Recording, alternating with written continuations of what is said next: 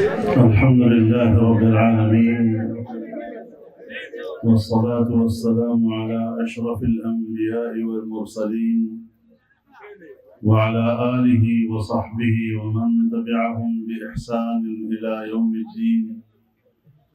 أما بعد. جناب صدر، علماء کرام، مشائخ اعظام،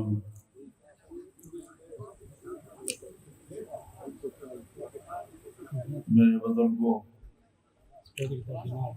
میرے دوستوں، بھائیوں اور میرے ذریعے کے انتہائی قابل قدر دانشور حضرات،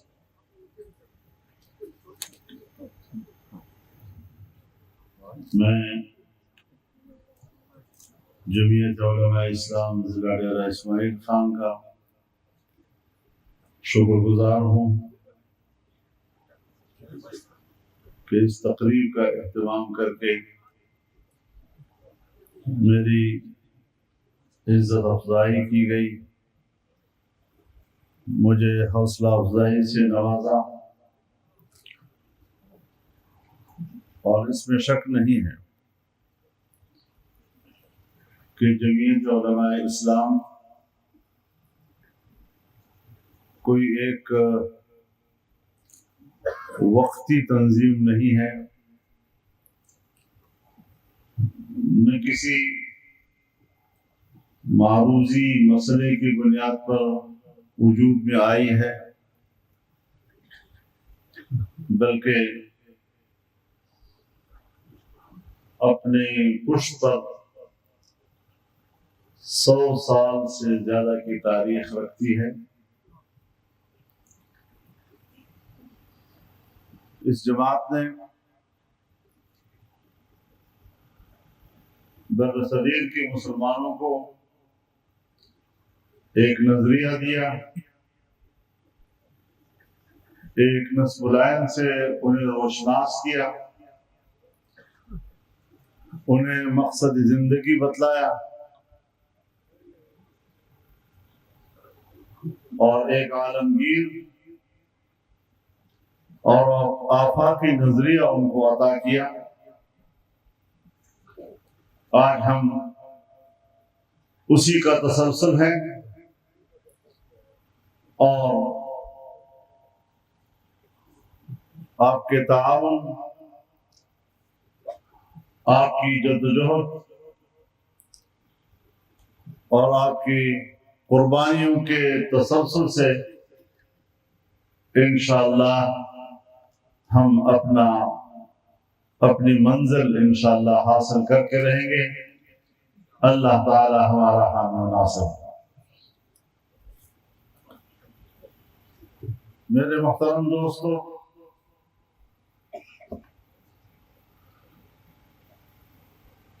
ہم نے یہ ملک بنایا، ملک بناتے وقت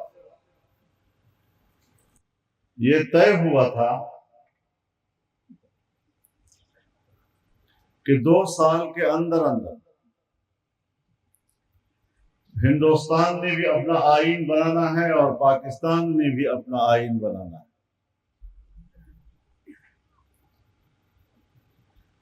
ہندوستان نے اپنا آئین بنا لیا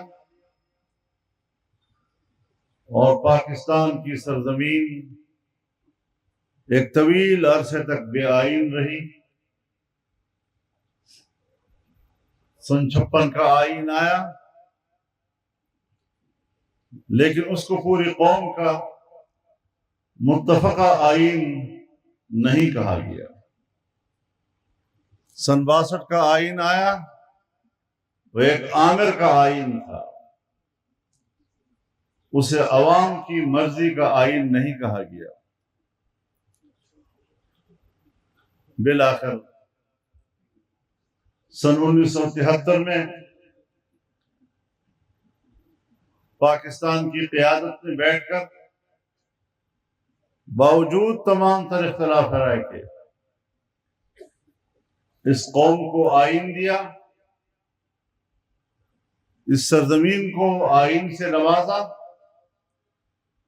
اور آج بھی اس آئین کا متفقہ آئین کا ٹائٹل زندہ ہے، برقرار ہے۔ ہر چند کی اس میں ترامیم آئی ہیں اور ترامیم متنازع بھی ہیں، لیکن پارلیمنٹ کی خود مختاری سے کبھی انکار نہیں کیا گیا۔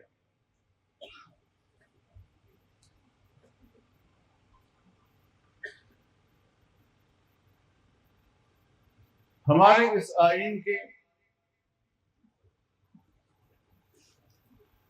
4 بنیادیں ہیں، جسے آئین کا بنیادی ڈھانچہ کہا جاتا ہے۔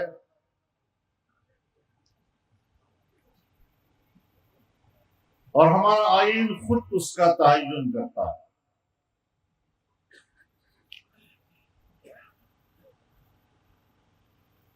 ہمارے آئین کی بنیاد اسلام پر ہے۔ آئین کہتا ہے اسلام پاکستان کا مملکتی مذہب ہوگا۔ آئین کہتا ہے تمام قوانین قرآن و سنت کے تابع ہوں گے۔ آئین کہتا ہے قرآن و سنت کے منافی کوئی قانون نہیں بنایا جائے گا۔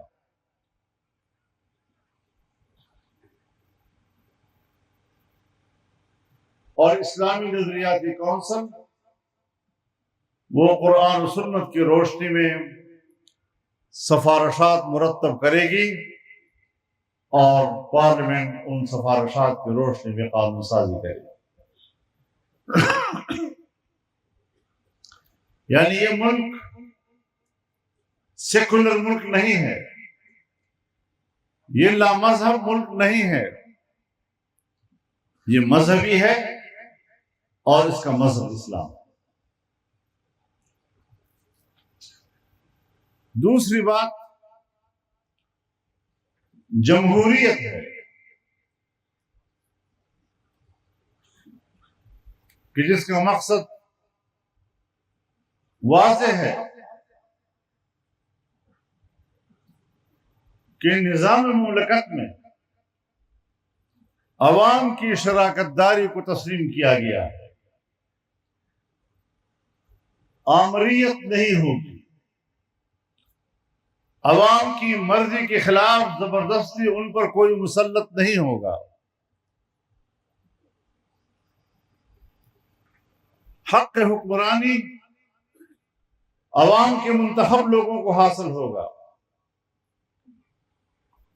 لیکن جمہوریت کو بھی اس آئین میں واضح کیا گیا ہے کہ جمہوری نظام میں پارلیمنٹ بھی قرآن و سنت کے منافی قانون سازی نہیں کر سکے گا۔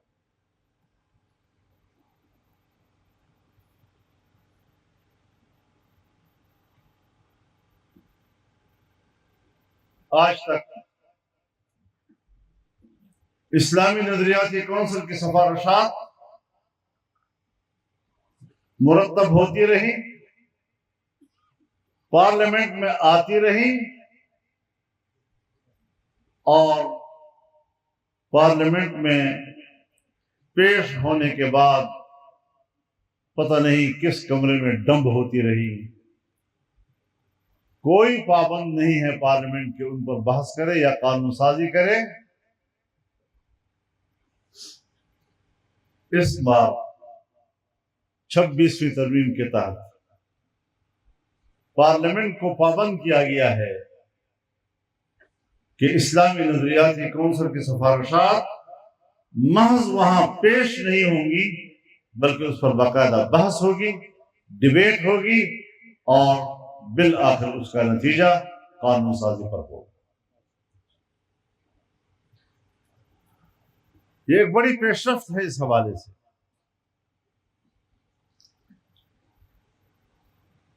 پارلیمنٹ میں جب کوئی نیا مسئلہ پیش آتا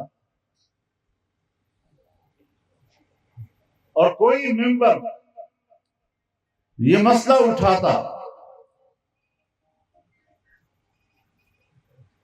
کہ اسے قانون سازی کے لیے پہلے اسلامی نظریاتی کونسل میں بھیجا جائے تاکہ وہ قرآن و سنت کی روشنی میں پہلے پرکھے کہ یہ قانون قرآن و سنت کے مطابق ہے یا نہیں. تو ایوان کی 40% اراکین کی حمایت حاصل کرنا ضروری تھا. جب تک ایوان کا 40% یہ نہ کہہ دے کہ یہ مسئلہ اسلامی نظریاتی کونسل میں جائے گا، اس وقت تک اسلامی نظریاتی کونسل میں مسئلہ نہیں جا سکتا تھا.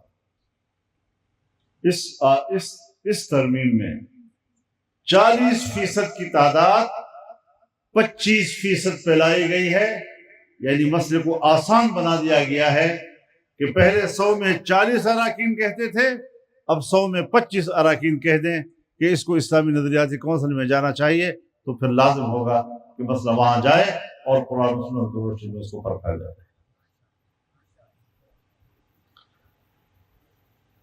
تو میرے محترم دوستو، جمہوریت بھی اگر ہے تو جمہوریت بھی قرآن و سنت کی پابند ہے.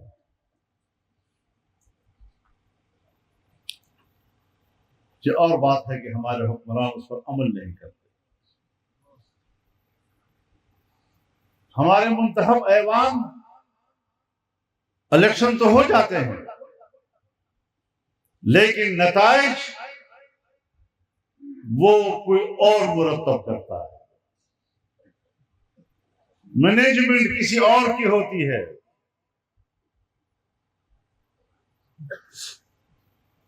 اور میرے مشاہدے میں ہے کتنی اسمبلیاں آئیں اور ایسی قانون سازیاں ہوئی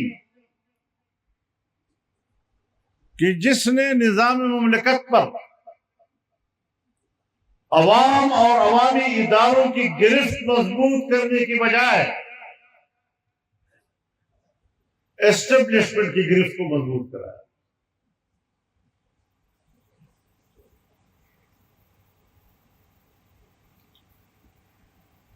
آج بھی منصوبہ تو یہی تھا کہ مزید پیش رفت کی جائے، مزید جمہوری نظام کو اسٹیبلشمنٹ کے پنجے میں دیا جائے اور اس کے پنجے گرفت کو مضبوط کیا جائے. لیکن الحمدللہ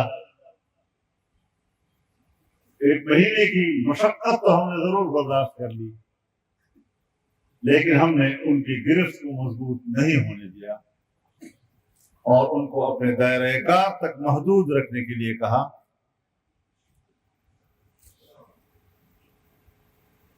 یہ آئین کے مطابق سوچ. ہماری اسمبلیوں کو ایسے لوگوں سے بھر دیا جاتا ہے جن کے اندر 2 صفات ہونی چاہیے. ایک، ان کو قرآن و سنت کے حوالے سے دلچسپی نہیں ہونی چاہیے، اور دوسرا یہ کہ وہ اسٹیبلشمنٹ کے اشاروں کو دیکھتے رہے اور جس طرح کا اشارہ آتا جائے وہ قبول کرتے جائیں. ہم 73 کے بعد اپنی پارلیمان کو اس صورت میں دیکھتے چلے آ رہے ہیں. تو کچھ ہمیں ذرا آگے بڑھنا ہو. ہم کسی کے دشمن نہیں ہیں،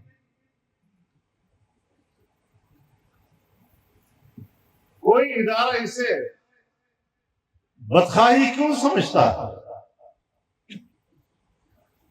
پاکستان تب مستحکم ہوگا اگر ہر ادارہ اپنے دائرہ کار کے اندر، دائرہ اختیار کے اندر کام کرتا رہے گا.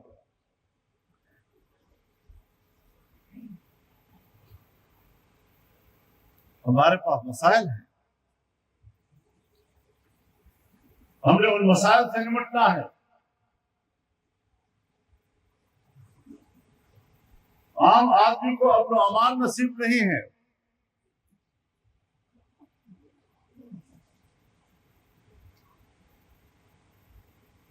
ملک کی معیشت مستحکم ہوتی ہے جب لوگ کاروبار کرتے ہیں، تجارت کرتے ہیں، کماتے ہیں، ملک کی پیسے میں اضافہ کرتے ہیں، ملک کو ٹیکس دیتے ہیں، اپنے ٹیکسوں سے ملک کا خزانہ بھرتے ہیں،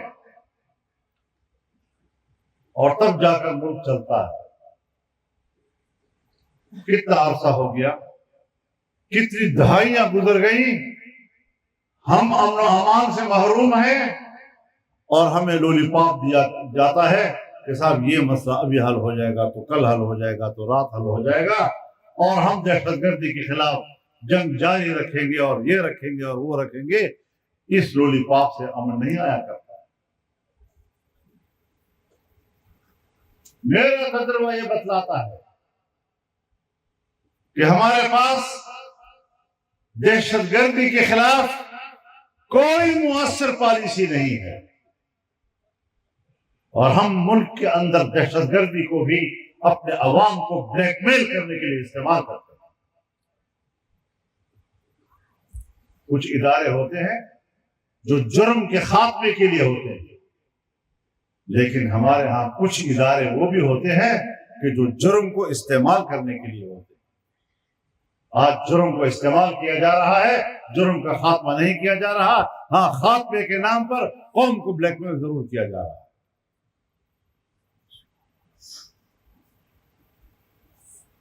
کوئی اللہ کا خوف نہیں ہے، کوئی اپنے آپ کو اللہ کے سامنے جواب دہ نہیں سمجھتا۔ ان کم بختوں نے کبھی مرنا بھی نہیں ہے اور کبھی اللہ کے سامنے پیش بھی نہیں ہونا۔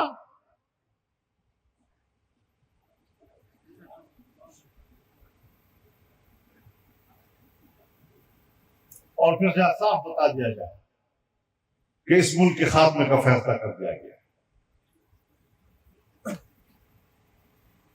ہم امریکی پالیسیوں اور ان کے اشارات کو اگر سمجھتے ہیں تو اس سے یہی اندازہ لگتا ہے کہ شاید اب پاکستان کرۂ ارض پر ان کی ضرورت نہیں ہے۔ صوبوں کے درمیان نفرتیں پیدا کی جا رہی ہیں، ایک صوبہ دوسرے صوبے پر الغار کی باتیں کر رہا ہے۔ اس سے بڑھ کر بھی کوئی حماقت اور ہو سکتی ہے؟ اختلاف ہوتے ہیں، اختلاف کے حدود بھی ہوتے ہیں۔ بلا حدود اختلاف کا تصور تو جاہلیت ہے۔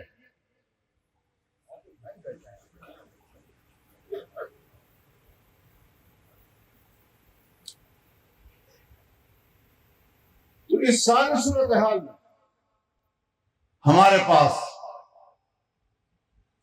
آئینی طور پر ایک تیسرا ستون ہے، اور وہ ستون ہے ہمارا وفاقی نظام۔ ایک وفاق کے ماتحت 4 وحدتیں ہیں، 4 صوبے ہیں، اور صوبوں کے حقوق آئین کی روح سے متعین۔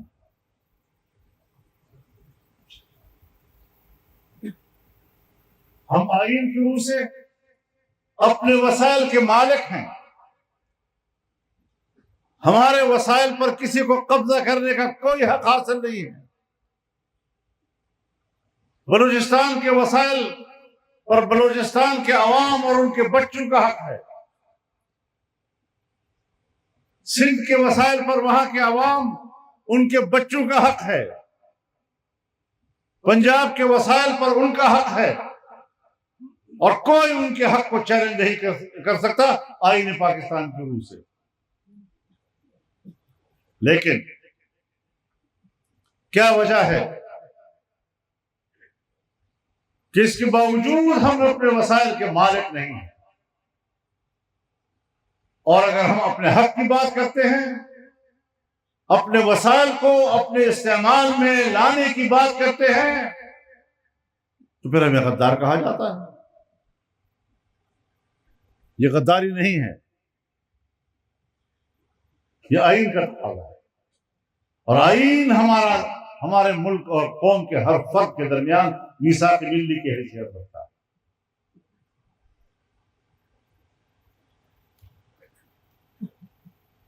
ہم اپنے حقوق سے دستبردار ہونے کو تیار نہیں۔ تم جنگ چھیڑ دو، قومیں لڑتی رہیں، خون بہتا رہے، اور طاقتور ادارے امن کے نام پر ہر جگہ پہنچتے رہیں، ہمیں کہتے ہیں ہم امن کے لیے آئے ہیں، اور میں کہتا ہوں آپ ہمارے وسائل پر قبضہ کرنے کے لیے آئے ہیں۔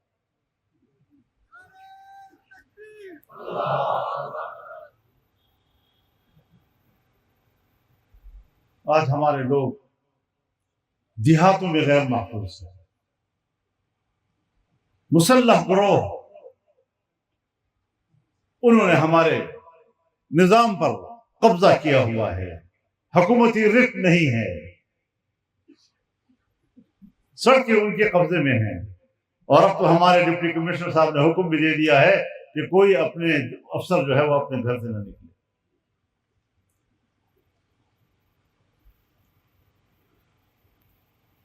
کیا اس حد تک ہم چلے گئے؟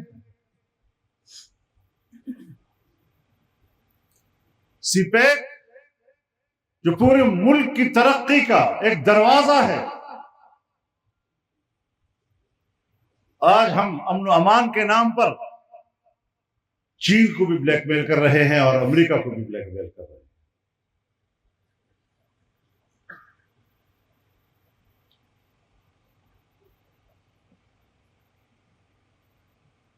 ڈالر کمانے کے طریقے ہیں،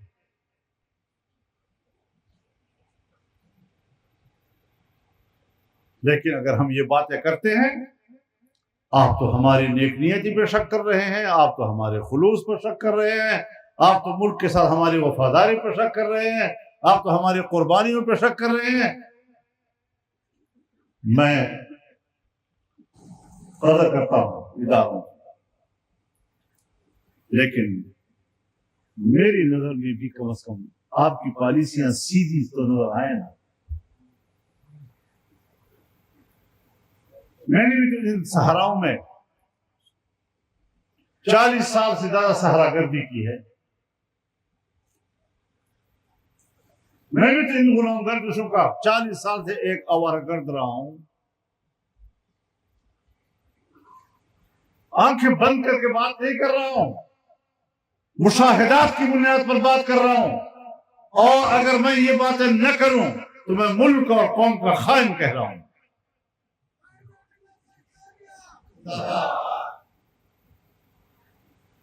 آپ رخ سیدھا کر دیجیے، اپنا قبلہ درست کر لیجیے، آپ ہمارے سروں کے تاج۔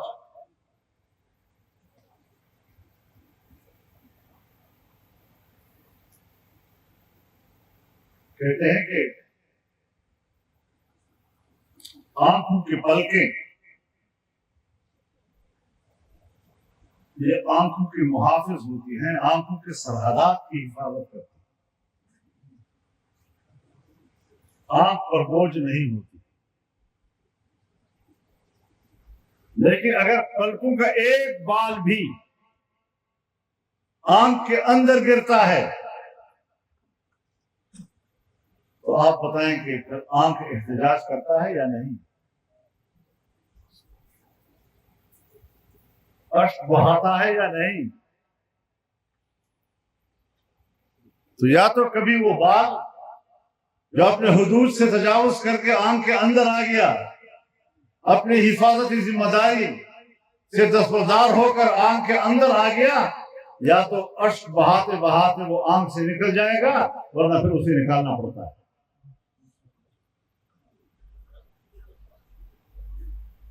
آپ ہماری آنکھوں کے پلکیں ہیں، ہم آپ کی قدر کرتے ہیں، آپ ہم پر بوجھ نہیں ہیں، لیکن ہمارے احساسات کو سمجھنے کی کوشش کریں۔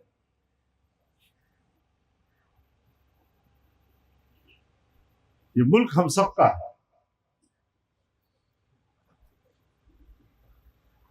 ملک کا بہت بڑا جرنیل کیوں نہ ہو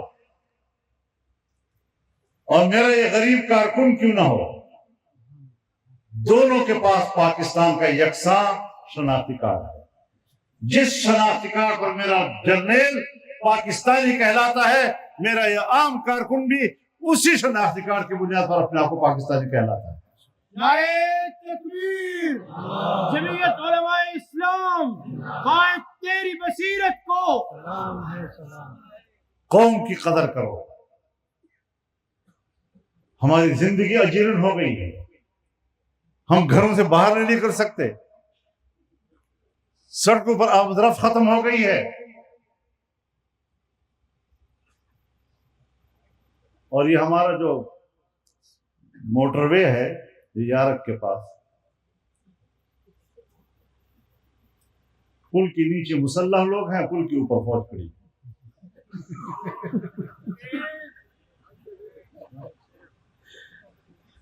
یہ میں بلا وجہ نہیں کہہ رہا، یہ مشاہدے دیکھے گئے ہیں.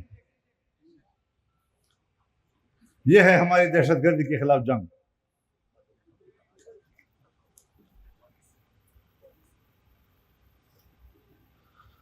اور ہمارا جو چوتھا ستون ہے آئین کا، وہ ہمارا پارلیمانی طرز حکومت.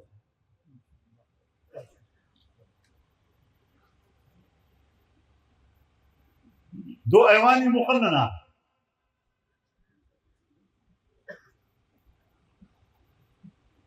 عوام کے ووٹوں سے منتخب ادارے ہوتے ہیں. یہاں لوگ بکسے میں ڈالتے کچھ ہیں تو بکسے سے نکلتا کچھ ہے.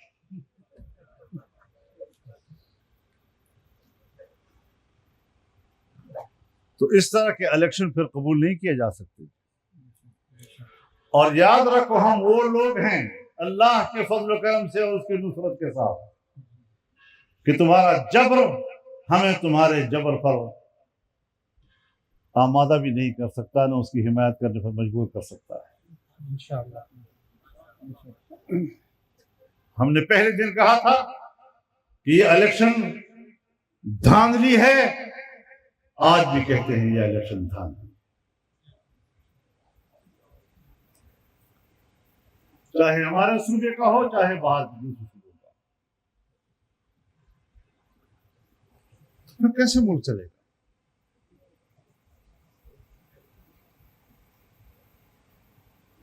جو عوام کا نمائندہ ہی نہیں، وہ عوام کا ان مشکل میں کیسے مقابلہ کرے گا؟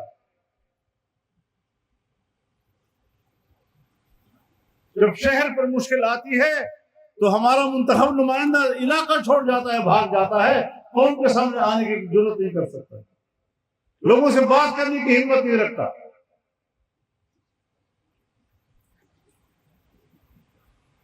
تو میرے محترم دوست، اس کے ساتھ ساتھ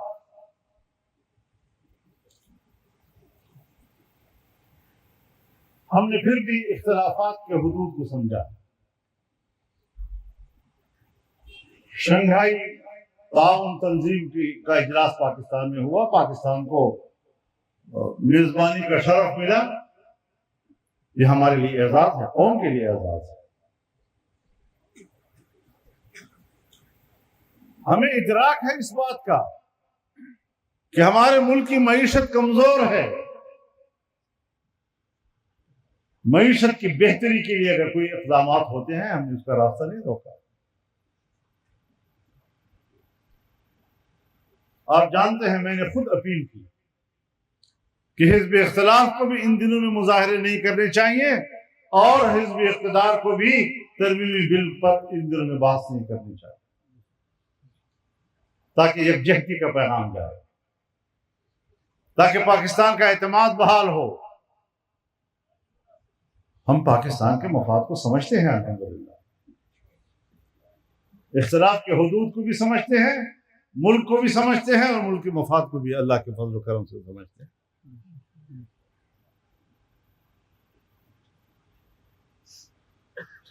اب دیکھتے ہیں کہ ہمیں اس سے کتنا فائدہ ملتا ہے. ہمارے حکمرانوں میں کتنی صلاحیت ہے کہ وہ ملک کی معیشت کو بہتری کی طرف لے جائیں. امن و امان کیسے بحال کریں، ملک کی معیشت کیسے بحال کریں، ملک کے اندر کے سرمایہ کار اور ملک کے باہر کے سرمایہ کار ان کا اعتماد کیسے بحال کریں، دوست ممالک کا اعتماد ہم کیسے بحال کریں،